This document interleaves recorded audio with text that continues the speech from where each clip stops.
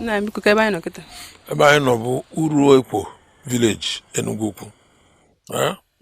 Like etu anyị si kọwara unu ụnyaahụ na this entire village bụ Ezike nọ na ya. Ndị Ezike. Ihe a na-akpọ ebe a bụ Ofu-Ezike. Ofu-Ezike. Yes, Ofu-Ezike. Towards n'Imo side ka anyị nwere ọba agụ nwee ugbo ụlọ. Mana okirikiri ebe a niile dịrị ya bịa bụ Ofu-Ezike. And due to that tribal war, they left. Ndị anyị nọ n'iru befe now. Ndị anyị nọ n'iru befe now bụ the remaining two families of Ndo originally, because if not the tribal war, they are supposed to remain here. Whatever they do. If not that tribal war, going heading towards Agu. That was where my village was originally. My village, so towards Agupu is where my village is. My back guys were pulled because when those our forefathers follow Bogotes Leba, we have table land. They now moved from that place. But they now moved and then we occupied here. So you are right here on the left with the remaining two families. Can you go on the story yesterday, how they survived it, and then so it's like these two were the original owners of the village. Nobudia, and you are where we say by Nobia.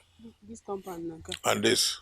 The original Yes, that's the remnants of Ezike. Ezike. They did not leave.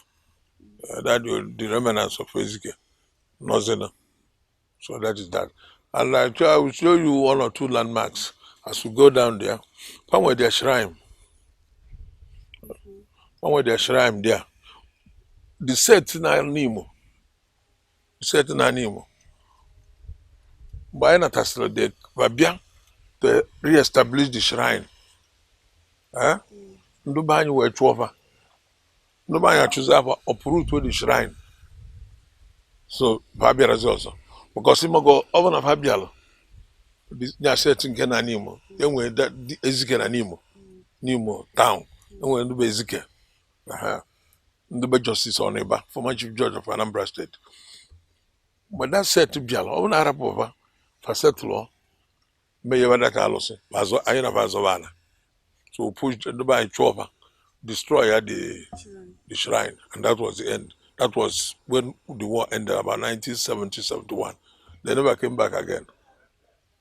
So I can just take you over to the land, just the space remaining for the shrine. You just see it. And what is it fed there? But all just leaves, that grown leaves. That's it.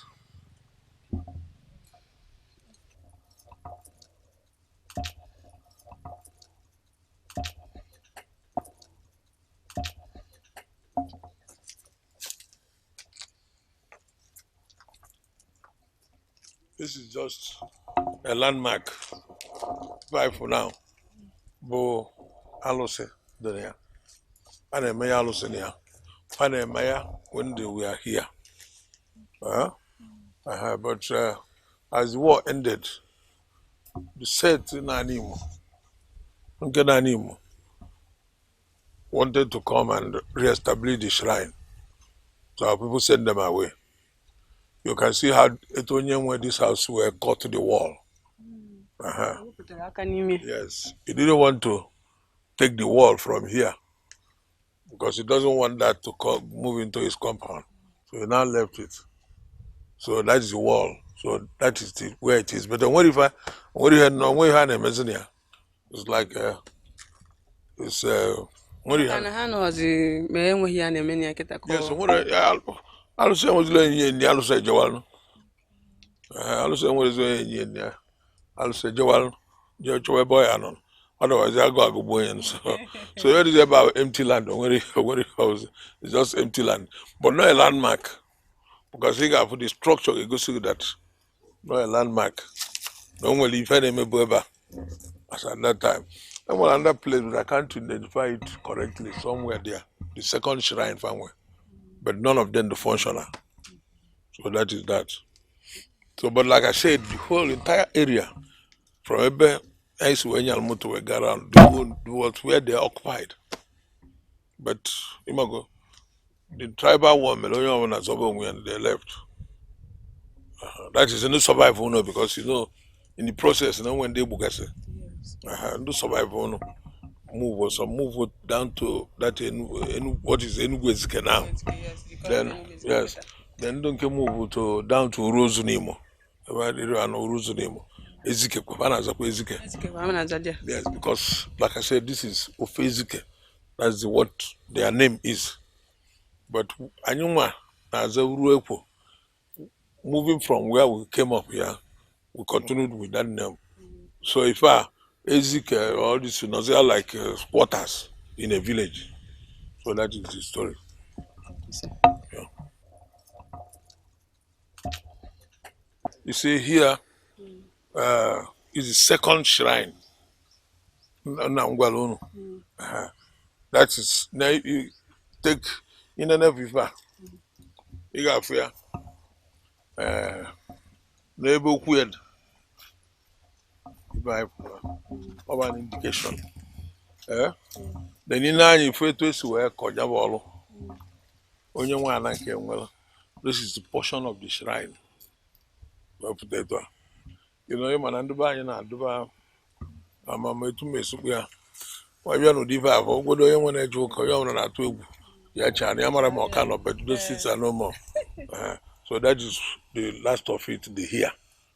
That's the second shrine they were worshipping there. The second shrine they were worshipping, and the Panchabo, Ndubia actually to reopen it, Nkenon near and the Nemo, not to Ganale, Nuke, no, the Ezike, Kenon and Nemo, to reestablish it, which our people didn't allow them, would not scrape every. But the location is like who will bury the cat.